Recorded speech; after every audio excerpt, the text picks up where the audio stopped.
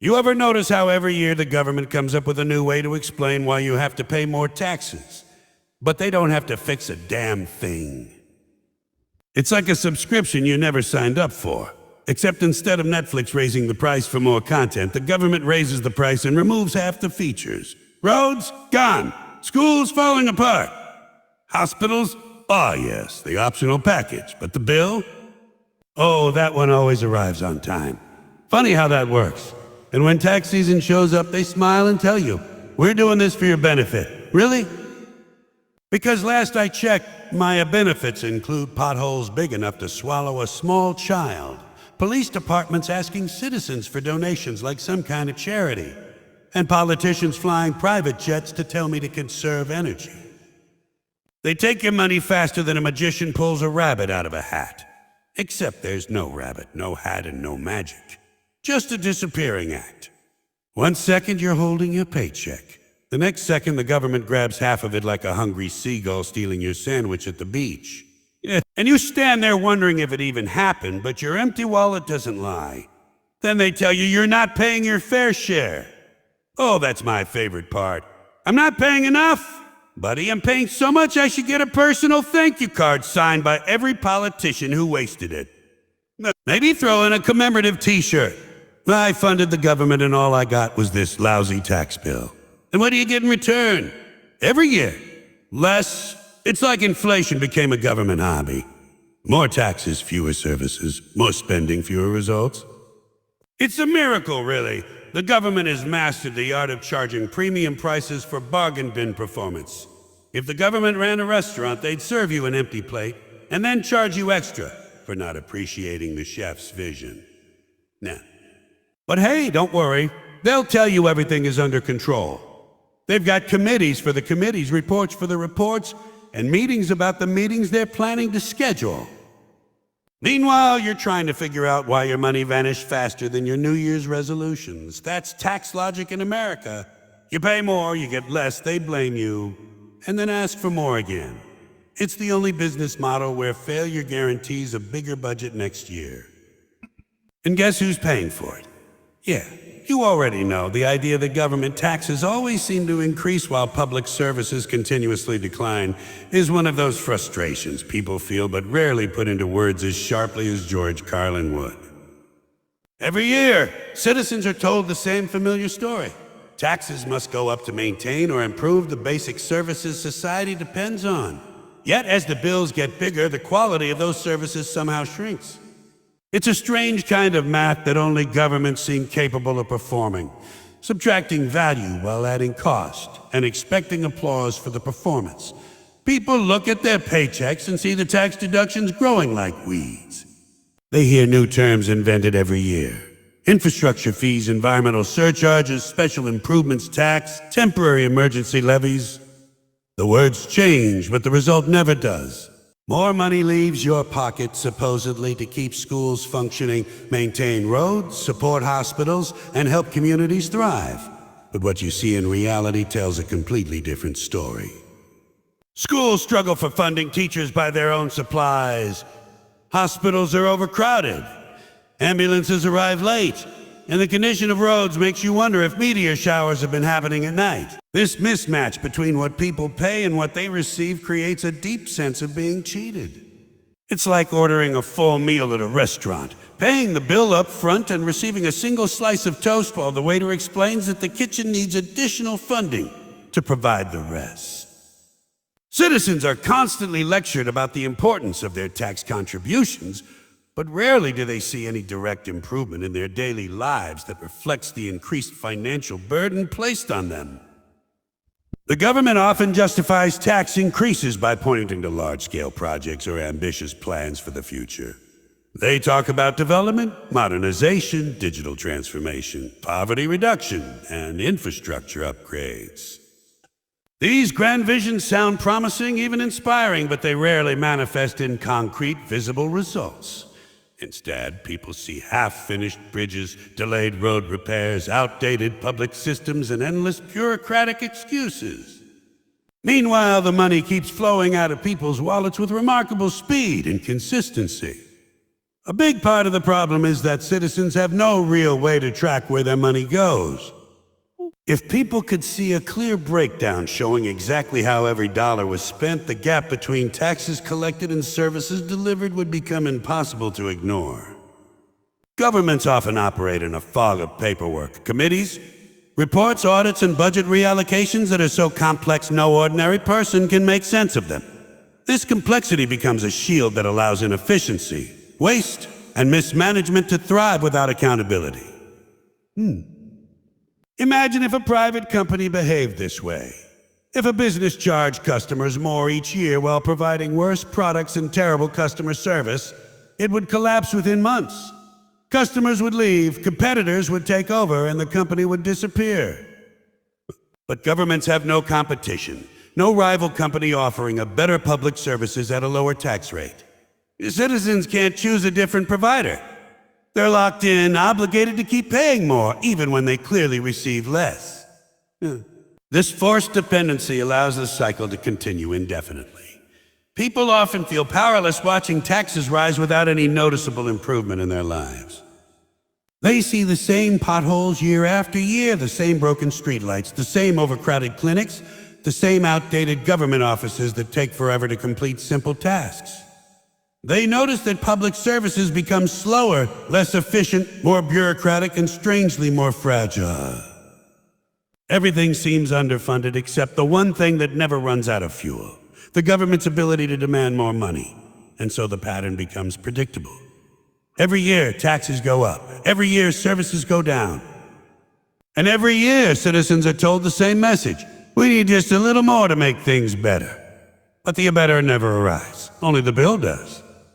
One of the most frustrating aspects of how governments operate is the way they shift responsibility onto the citizens instead of examining their own failures. Whenever something goes wrong, the message is almost always the same. People aren't paying enough. People aren't contributing enough. People aren't doing their fair share. It becomes a convenient narrative, a shield that protects the system from having to admit that the problems are rooted in its own inefficiency, waste, and mismanagement. George Carlin often pointed out how skillfully governments blame the very people they are supposed to serve, turning taxpayers into scapegoats instead of recognizing systemic incompetence. When public services fall apart, when budgets overflow with unexplained expenses, or when projects take years to finish, the explanation is never internal failure. Instead, people are told that the government can't function properly because citizens aren't giving enough. It's a brilliant strategy if you think about it. Instead of fixing the machine, the operators simply insist that the fuel tank is empty, even though they've been dumping fuel on the ground for decades. And somehow the public is expected to believe this story again and again. This narrative works because citizens often don't have access to the inner workings of government spending. They see the symptoms: long lines at public offices, delayed public transport, failing infrastructure, but they don't get to see where the money actually goes. So when politicians say the system is struggling due to insufficient revenue, many people accept it, even though the real issue might be bloated bureaucracies, unnecessary departments, redundant committees, outdated processes, overpriced contracts, or funds being funneled into areas that have nothing to do with improving public life. Another tactic used to shift blame is the emotional appeal. Governments like to tell people that paying more taxes is a sign of being a responsible citizen, as if loyalty to a system means endlessly tolerating its failures. Anyone who questions the rising tax burden gets labeled as someone who doesn't care about society, children, education, healthcare, or national progress. It's a manipulative strategy, turning legitimate criticism into moral guilt. They imply that if you're frustrated, you're the problem, not the inefficiency that created the frustration in the first place. What makes this dynamic even more absurd is that government officials rarely hold themselves to the same standards they impose on the public.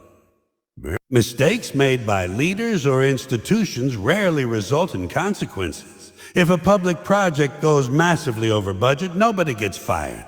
If billions disappear due to corruption or incompetence, nobody goes to jail.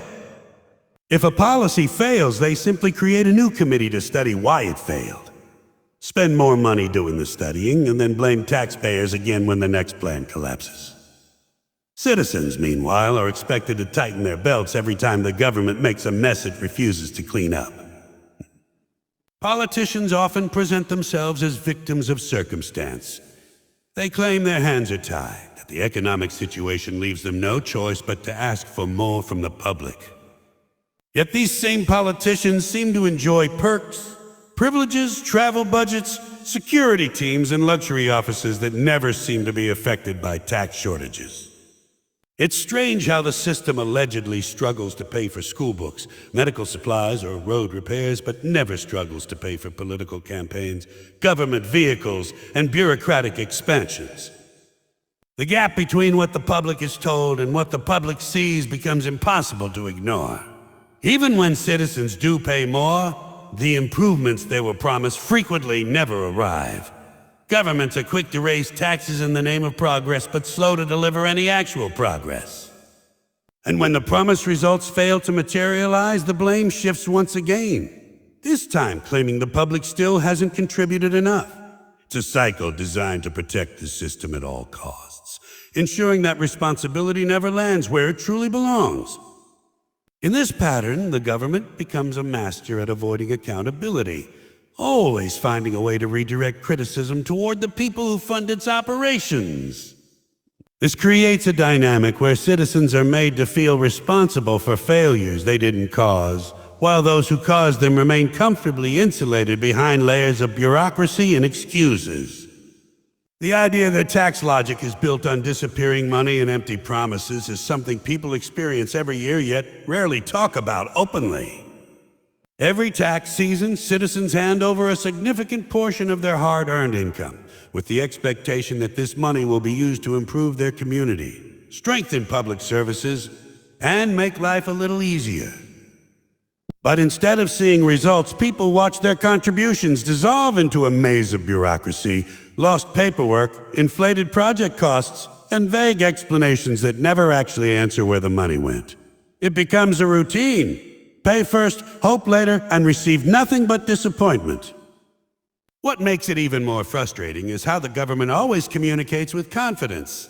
They tell people their money is going to important places: schools, healthcare, infrastructure, development, but the reality people witness tells a different story. Buildings remain unfinished, roads remain damaged, hospitals remain overcrowded, and technology remains outdated.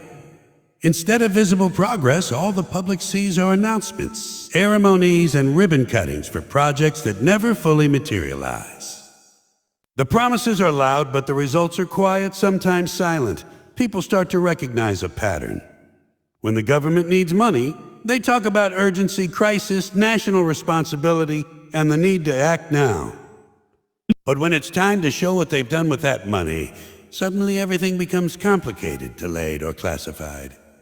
It's as though the transparency that should come naturally with public funds is swallowed by a system designed to hide more than it reveals. The money goes in like water down a drain, quickly, silently, without a trace. This creates an environment where trust erodes slowly but steadily. Citizens begin to feel like they're participating in a one-sided arrangement. They fulfill their obligations on time, every time without fail. Meanwhile, the institution receiving the money rarely holds itself to that same standard. And when people dare to ask for accountability or clear proof of progress, the system responds with explanations so vague they might as well be jokes. Terms like a budgetary limitations, unexpected delays, and a revised project scope become catchphrases that conveniently explain everything and nothing at the same time. The absurdity becomes clearer when you consider how much money governments collect. With the massive amounts taken through taxes, people expect at least the basics to function smoothly. But instead of improvements, they encounter long queues, slow services, broken systems, and endless paperwork. It feels like paying premium prices for a service that operates like a discount store running out of stock. The government never seems to run out of reasons for needing more, but always runs out of results when asked to show what they did with what they already had. Every year, the same cycle repeats. Money disappears, promises reappear, and citizens are told to trust the process once again. But the disconnect grows larger. People begin to believe the system is built to take, not give, to demand, not deliver. The disappearance of tax money becomes so normalized that nobody is shocked anymore. It becomes part of life, an annual ritual where expectations shrink while obligations grow. And the emptiness of government promises becomes just another reminder that the logic of taxation seems designed to benefit the system first and the people last. In the end, the whole system works because people keep believing it has to be this way. They keep paying more, getting less, and hoping someday the government will finally wake up and do its job. But the truth is, the system isn't broken. It's working exactly as designed.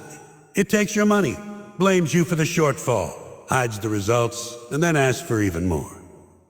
And every year you're expected to smile, sign the forms, and pretend it all makes sense. But deep down, everyone knows the reality. Tax logic isn't logic at all. It's a yearly reminder that the people in charge don't solve problems. They finance them. And as long as they can keep convincing you to pay for their mistakes, nothing is going to change. That's the punchline.